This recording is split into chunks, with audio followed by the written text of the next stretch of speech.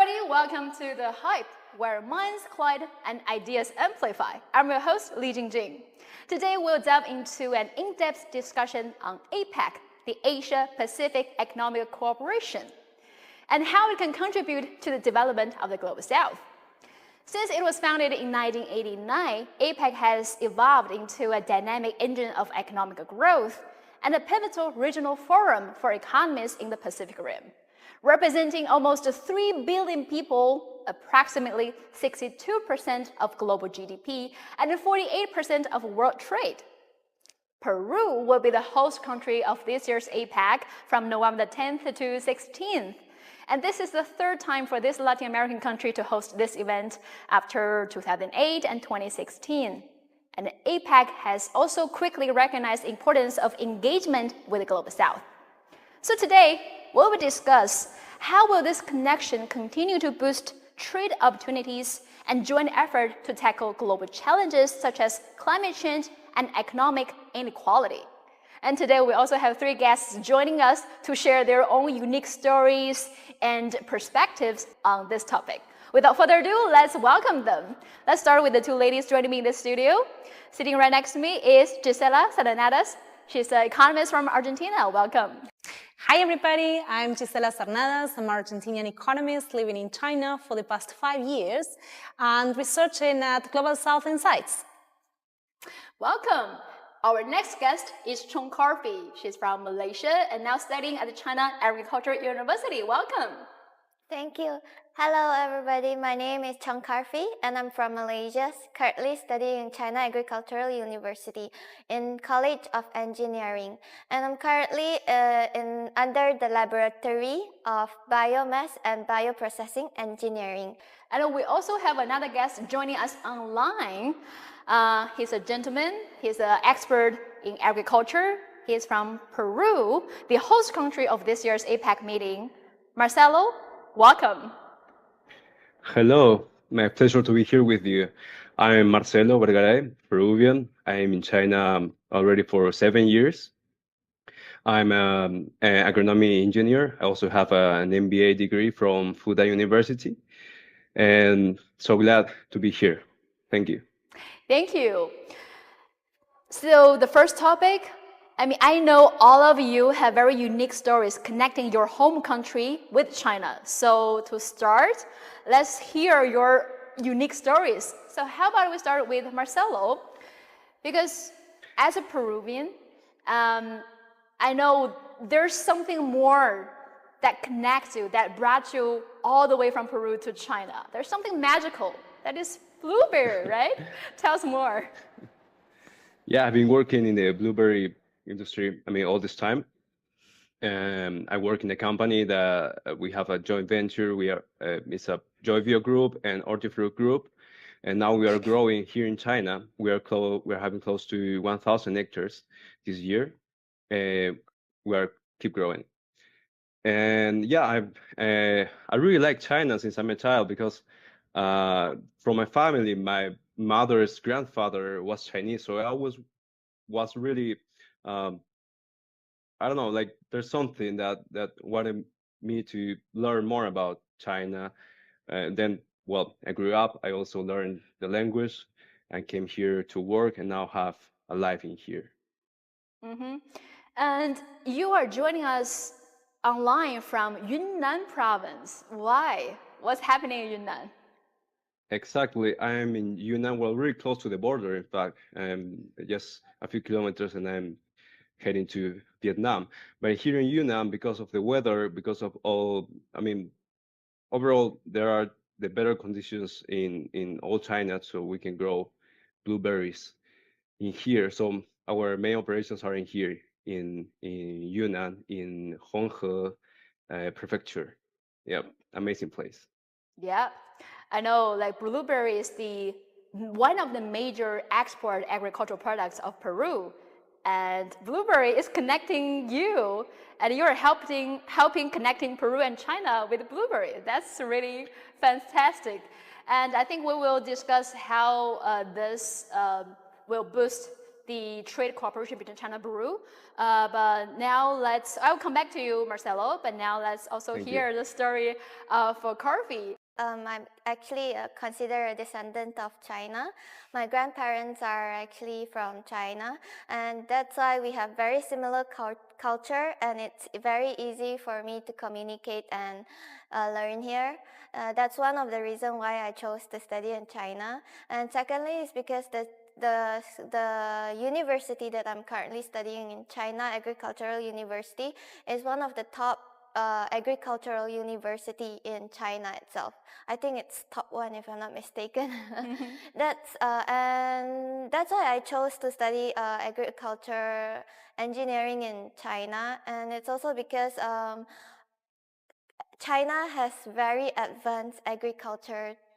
So I really hope that my learning in China can help me to gain more information to help my future career. Why you pay attention to agriculture? Because in Malaysia, agriculture is one of our major income. Especially, if you guys know, in Malaysia, we are one of the biggest exports of palm oil. And that's the reason why, like, if I want to develop in the future, agriculture is very suitable for me and my country. Yep. Wow, that's a great idea. That's like very inspiring motivation to help to the growth of your country. Yes. Right? Thank you. Gisela, I know you just mentioned you've been living in China for 5 years. What brought you here? Why China? Why China? Well, I studied economy not to make money, but I studied economy to help our countries in the global south to develop. China has gone through an incredible and unprecedented process of economic growth and economic development. Only 75 years ago, China was a semi-colonial and semi-feudal country, and now is one of the most powerful countries in economic terms in the world. In fact, China is the #1 economy in the world if we measure it in purchasing power parity terms, or #2 if we measure it in market exchange rates. But the thing is that China has moved from being one of the poorest economies in the world to be among the top. And that's a process that has to be studied. And particularly, it's not only about the economic growth, but it's about how China has changed the life of the people. If we travel around the country, we can see here that even in the most remote rural areas, people have infrastructure, people have roads, railways, even 5G. So the quality of life of the people in every single village of China has drastically increased in the last 70 years.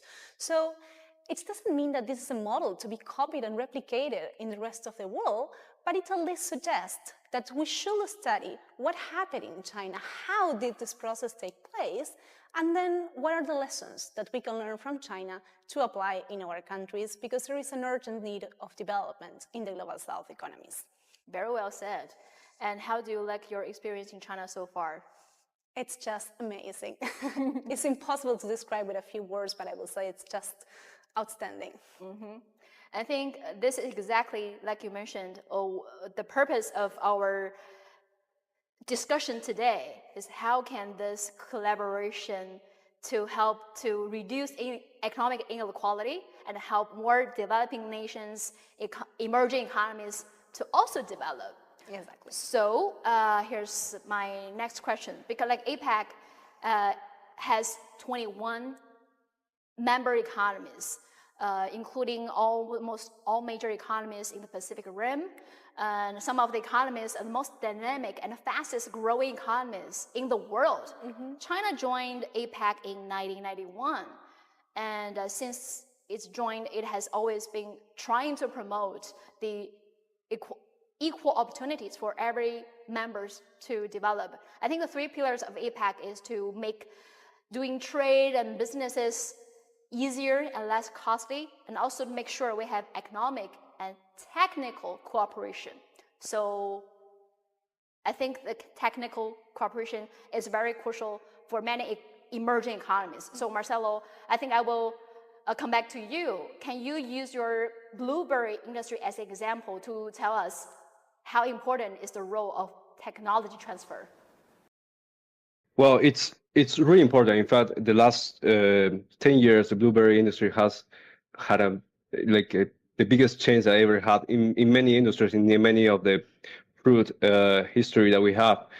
And everything is due to technical and technical transfer between countries, between companies.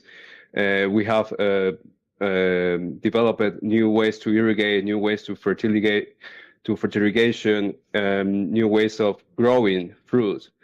And lately, also thank you to APEC,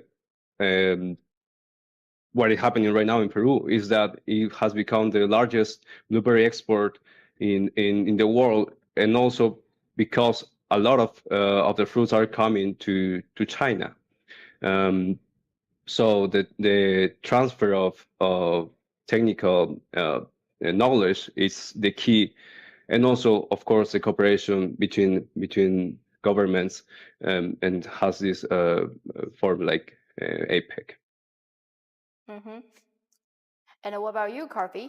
Can you share with us some of the research and projects that you've encountered when you're pursuing the postgraduate degree here?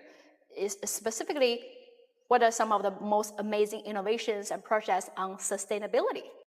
For example, like what I'm studying in now, bioprocessing, I'm actually researching on like turning corn stover, some of the agricultural waste, into bioenergy, like lactic acid, and also biofuels, which I think is really helpful for our environment.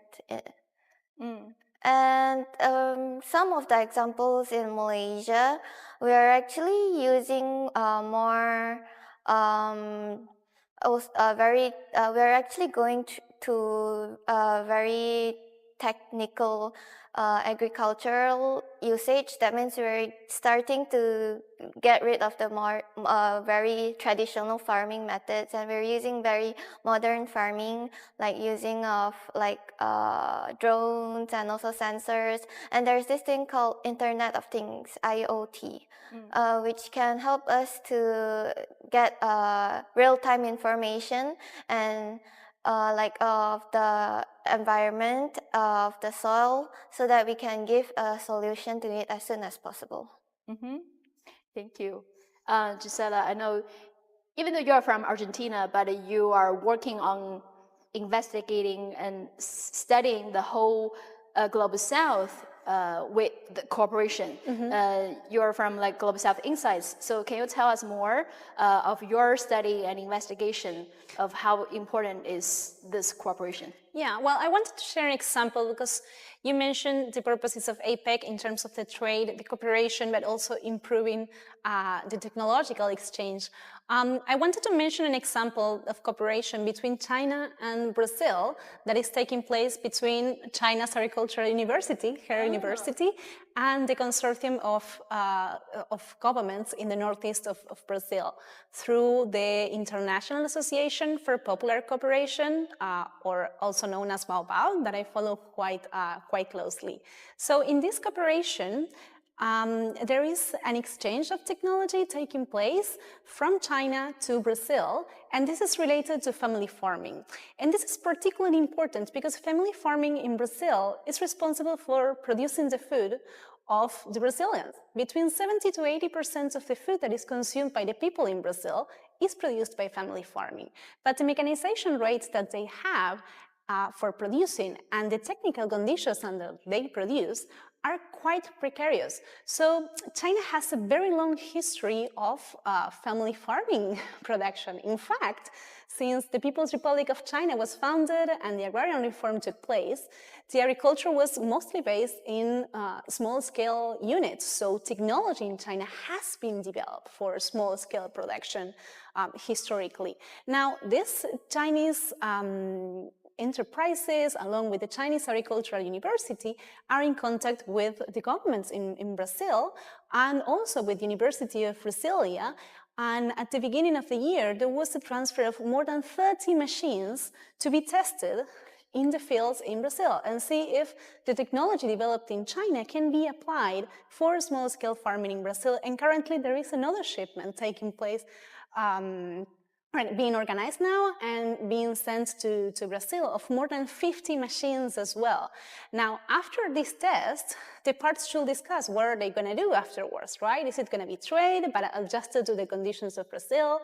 Are they going to set factories in Brazil? What is going to happen? It's not clear yet, but I do want to say this. China has a long experience in family farming that is sharing with Brazil in order to improve the technification of the production of the family farming, and that's going to change incredibly the quality of production and therefore the quality of life of the peasants in Brazil. And it's a small example, but I think it's quite representative of how you can do trade in a different way, which isn't only saying, these are my products, this is the price, but thinking specifically on what are the needs of the local peoples and what they need to develop their production. Yeah. I'm so glad all the guests today are spending so much effort on boosting agriculture because it's crucial for a sovereignty of our country, especially for developing countries, emerging economies. It's so crucial to have food sovereignty. And to consider this global, think about this global South countries, all of them actually very rich in natural resources, in natural materials. They're so rich. And we can use all these natural resources to feed our own people and also use it as a driving force for the economic growth. It's so crucial. And you mentioned a very important example between China and the Brazil cooperation. Brazil is also rich in natural resources. Marcelo, do you see similar experiences, cooperations between China and Peru? I know China is also a major export destination for Peru's agricultural products. Can you share with us some of the knowledge between China and Peru? Exactly. What you just said is completely true. In fact, all of our nations are really worried about food security, and we all are working in this field, and we know how important it is. And in fact, what is the most important thing is how to be more efficient. I mean, you have the same amount of land. I mean, our country is not getting bigger. Our countries are not getting more land. It's just using the same piece of land and get more output from it, get more fruit, get more vegetables. So of course we need to exchange, as Gisela said. I mean, also knowledge we can exchange. But what happened a lot in the fruit industry is that we have been more efficient in the whole supply chains, and also from the farming side and the supply chain. And also the timing, the time of transport also is getting much shorter, especially right now in Peru. Now they have started to use the new port. It's a new mega port that is in the Chancay location. It's right in the middle of Peru, and it's going to allow to get a really short period from Peru to China. You know that what we do is fresh fruit, and time is we need to be really aware of it. Right now, on one shipment from Peru, it takes like 3 weeks, almost one month to get to China. But with the construction of this new port, it's going to be as short as 2 weeks. So we will get a lot of fresh products into China, and fresher than before. Mm-hmm. Wow, shortened from 1 month to 2 weeks. That's exactly. Really incredible. You mentioned the ports and how this infrastructure are facilitating the trade cooperation, and that brought us to the next topic I want to emphasize, because infrastructure development is so crucial for economic development, especially for agricultural products, fresh products. I can share some of the experience I saw as a journalist traveling through different villages in China, because I went to some of the most remote villages in China, in Guangxi or Yunnan, and now all the provinces and villages have been lifted out of extreme poverty. But before 2020, before they were lifted out of extreme poverty, one of the reasons that locked them into extreme poverty is because of the lack of roads. Yes. Even farmers grow fruits or vegetables, how can they get out? Mm-hmm. And how can other companies go to those villages to purchase those oranges, those grapes? So what China did is we have a saying in China, if you want to get rich, build roads first. So like, this is so true. You see in the past few decades, we have roads connecting all provinces, high-speed rails connecting every provinces. And I saw the roads connect each household in every village. So now these villagers can sell their products deep in the mountain to every province in China from the roads, and also with e-commerce, with the technology development with e-commerce, they can just sell with a few clicks to maybe Heilongjiang province, the most remote province from like Guangxi or Yunnan. So I mean, this is with all this technology development and infrastructure development, economic growth is possible for this region. So, and we also saw infrastructure developments in global south countries. We just had the FOCAC meeting, China-Africa cooperation, and many African experts say the same thing. Well, because of the airports, roads, railways, we can facilitate our cooperation economic growth. I think it's the same with many Latin American countries as well, right? Yeah. Can you share with us some examples? Yeah, exactly. And if you're mentioning infrastructure investment, you should mention Belt and Road Initiative. Yeah. That is by far the largest investment in infrastructure projects in the world. In fact, in the 10 years between 2013 and 2023, the first 10 years of the Belt and Road Initiative, China invested over $1 trillion in infrastructure projects. This is 2/3 of this investment were in construction itself. So when we are talking about these projects, we are talking about improving not only the conditions of commerce, but also improving the conditions of life of the people. So let me give you an example here from Argentina, who's a recent member of the Belt and Road Initiative. These examples aren't exactly investment from Belt and Road, but they come before that. Argentina has the largest solar panel park in Latin America. The investment of that park began in 2014 with China. Nowadays, with almost 1 million panels and almost $400 million of investment, this park is producing energy for 100,000 families that otherwise they wouldn't have access to energy. So we are talking about an investment that is not that big, considering the amount of investment that can be invested everywhere in the world. But with those $400 million, 100,000 households have access to energy now. And we can talk about other type of investments, for instance, that are the expansion of nuclear power plants in Argentina that were founded by China in 2021. We can talk about the expansions also of hydroelectric plants, Copernic and Kirchner in Argentina, also founded by China. Currently, they have been interrupted by the current pro-US right-winger government we have. But these projects have the capacity to increase the energy production in Argentina, improving the conditions for trade, for people's livelihood. But furthermore, it can save to Argentina more than $1 billion a year in importing energy.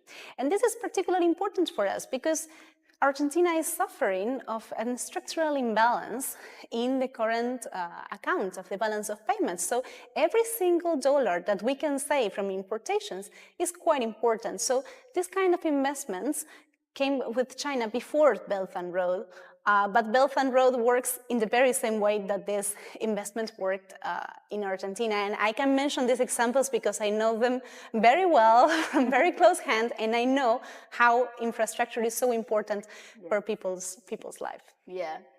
Kar Fee, did you notice something, how infrastructure have changed many lives, many business in Malaysia?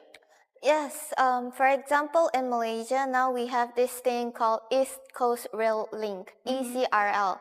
It's actually to help to easier transportation between the eastern coast and also western coast of Malaysia.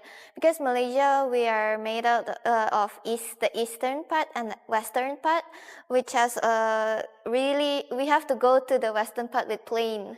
So the transportation, agricultural transportation, and also many other transportation, it's might be harder between this country. So like between the country, our country itself. So with this East Coast Rail Link, probably in the near future, we can get things from two eastern and western places easier in both places. So I feel like this rail link, East Coast Rail Link, is very helpful for our future transportation. Yeah.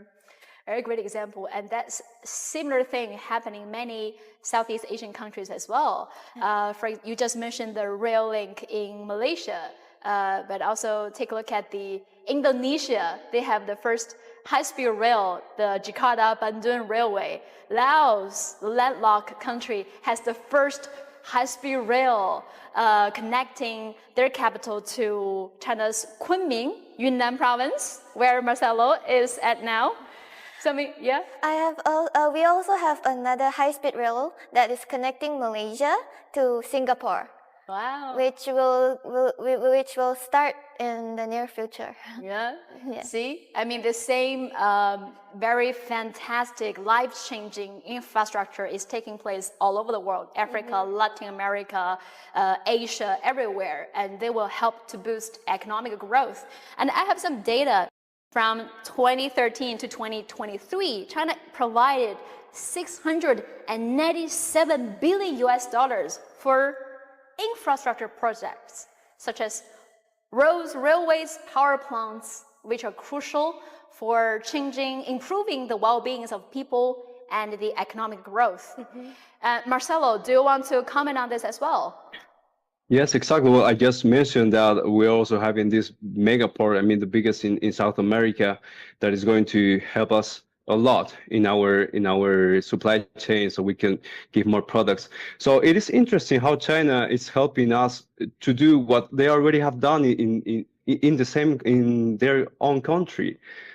Because I mean, just to give you an example, I mean, what they're doing is you build a road, you build all this infrastructure so you can get a better environment for investment. So all the investors will have more reasons to come to the region and to invest, as exactly what we are doing right now here in Yunnan. As we all know, Yunnan is not one of the most developed areas in China, but anyway, we have a lot of roads. We have many ways to get to everywhere. So in matter of 5-6 years, our company has invested, and we have almost 1,000 hectares, which is a really large-scale investment, and everything is because there are all the opportunities in here, and we are willing to invest. I mean, and we have also boosted the economy locally. It's really just to give you an example. It's amazing how we are given we are an employment source for the locals, and we have increased their income too many times since we got in here. And also we're employing a lot of women because we need to harvest ahead manually. And now the women are like they're having such an income that they are able to be like the most even the most important income on their households. Last time I remember, when I came here into China, I met a worker, a really humble lady with 2-3 kids, and of course she had some problems economically, and then we hired her after a few years ago. Well, a few years later, sorry, she came back to me and she said, "Hey, I took my family to a trip. They went to Disney." I mean, a really humble family here in Yunnan. Now they can afford this kind of leisures, and it makes us really give us such a how to say that 成就感. It's the sense of achievement, accomplishment to us, because it's not only we are coming here to invest, we're also giving prosperity for the whole community. And I hope that this is the way that China is doing it right now, also in our countries, to help us to do exactly the same what they are doing in their own country. And I'm really thankful because of that. Can I also ask, why you chose to do the business in Yunnan. I know Yunnan is a very, very beautiful region, very diverse cultures with different ethnic groups, and they have very amazing agricultural products, coffee beans, mushrooms, all kinds of food. So I'm just curious, the reasons that you chose to have your business, blueberry business in Yunnan, is that because Yunnan also have the similar agricultural weather conditions like Peru? Are not exactly the same, but we can say that inside of China, we have the best agriculture environment here in Yunnan. Also, the most important part, I think, and we have all known recently, there are no typhoons in Yunnan. So, and then you are lowering the risk of investment, and also you have the roads. You can get to everywhere. And I think for us, the biggest challenge it should be also the culture, the language. I thought that I learned Chinese, but when I realized I came here, not many people can understand my Chinese, and because there are so many dialects and too many problems. Even now, I understand a little bit of the dialect. I was forced to understand a little bit, but in fact, the people in here, they are really, really good to us. They are really welcoming. They are amazing with me, with the company, with all the project. Do you encourage more people from Peru to come to I China? always say that. I always say, what are you doing here in Peru? Just come here to China. It's much better. Thank you.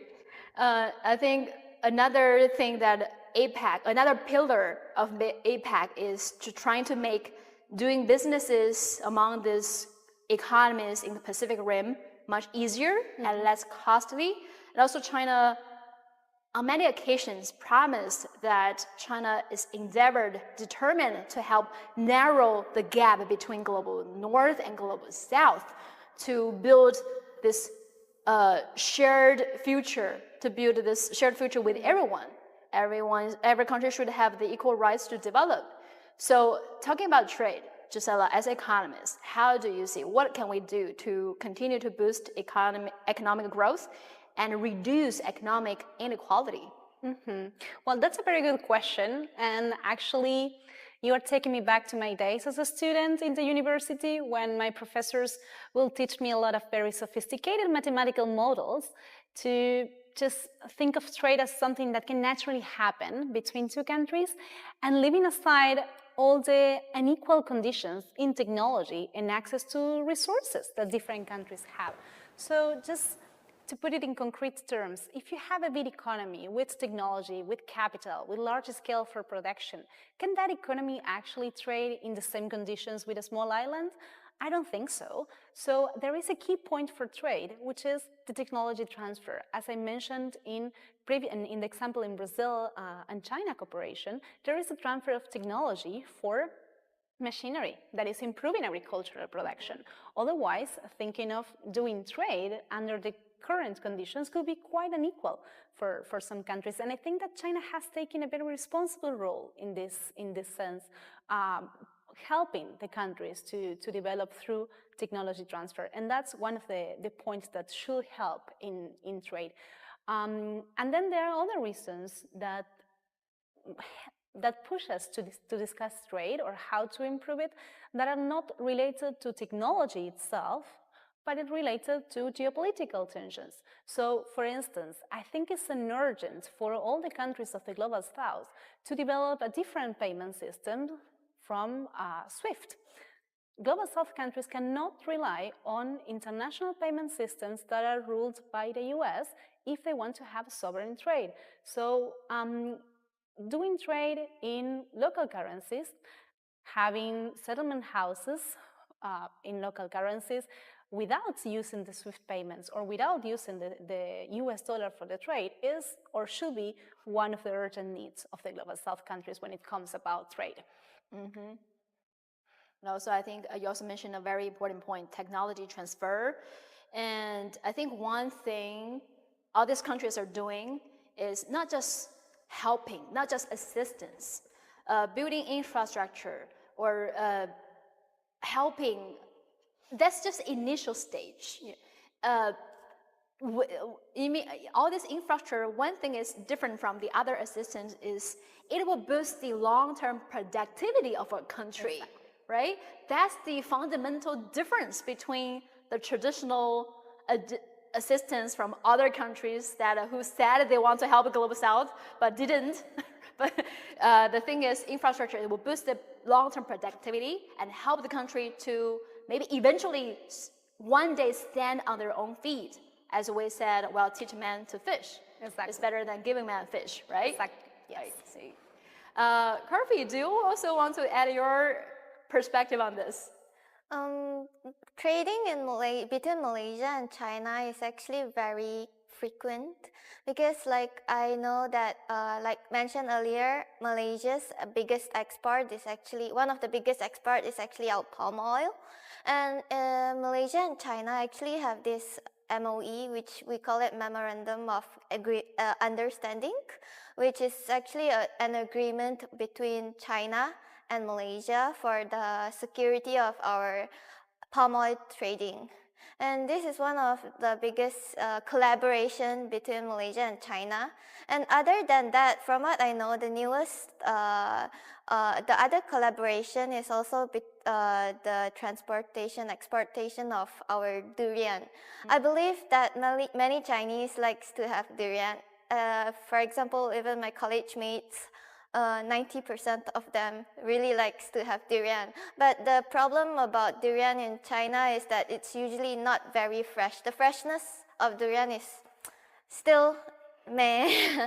So the way to improve it, they're actually trying to do air shipment directly from Malaysia to China. So and the trading between Malaysia and China, barrier is reducing so that it's easier for the shipment, and we can export more fresh durians from Malaysia to China so that Chinese, they can actually try a more fresher durian. And besides that, we're also planning to add on some durian breeds added, because what we can find here are usually the Musang King. But there's actually more durian breeds that's very delicious and not tried by Chinese. So bring them here. I would love to try all of them. They have blackthorn. They have also a lot. So with this trading, reducing barrier trading between China and Malaysia, maybe in the future you'll be able to try more durian breeds, nicer durians and fresher durians. Great, I'm so great. Okay, with your effort, we will try more different kinds of durians, tasty durians. With Marcelo, we're gonna try the bigger and the sweeter blueberries. So I'm so looking forward to that. You can come here and you can get the freedom of blueberry freedom. You can eat whatever you want. Awesome. With all of your effort, I'm so optimistic about the future of the Global South and equal economic growth for the world. So let's look into the future. I'm wondering, what's each of your future plans? So Marcelo, how about we start with you? What's your future goals? Well, just to put it long story short, sustainability. I think all of us, we should search for it in every industry, in every crop, even in my field. We need to get more the best, but also being sustainable, being better with the environment. Also, we know that it is a problem right now that we need to face. So, and also, I mean, APEC is giving us a lot of tools, because we have all this transfer of knowledge, transfer of technology, and we can improve. I mean, my country gives the best of my country. I put it in the table. Let's do something. Your country, give me the best of your country, and we can do something. We can research, and I think that's what I want in the future. I mean, I want to be this bridge that take the best from my side, from this side, and try to make something bigger Thank you. and better. Gisela? Well, my expectations are on the peaceful development. I think we are in a stage of history where the international tensions are growing, where the attacks from the West, and particularly from the US, against China and against the peoples of the Global South are growing, and we need more than ever to improve our cooperation, our mutual support, in order to seek first for a peaceful future, because the war is not conducted to anywhere that is good for people, and second, to enhance the economic development. We have a lot of things to learn from China and from our own experiences as well in other Global South countries, so we have to put them together, we have to enhance them, and we need to improve the technological transfer, the capital transfer, the investment transfer, and above all, the international friendship among peoples.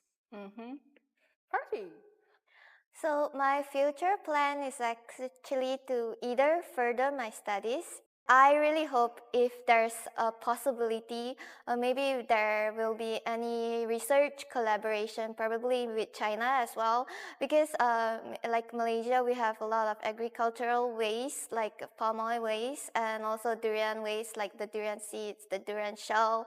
So these are also potential agricultural waste, which is really good, like for turning it into bioenergy. So if it's possible, like probably they can also think of some collaborations with Malaysia and to deal with issues like that, so that we have a more sustainable and environmental friendly future.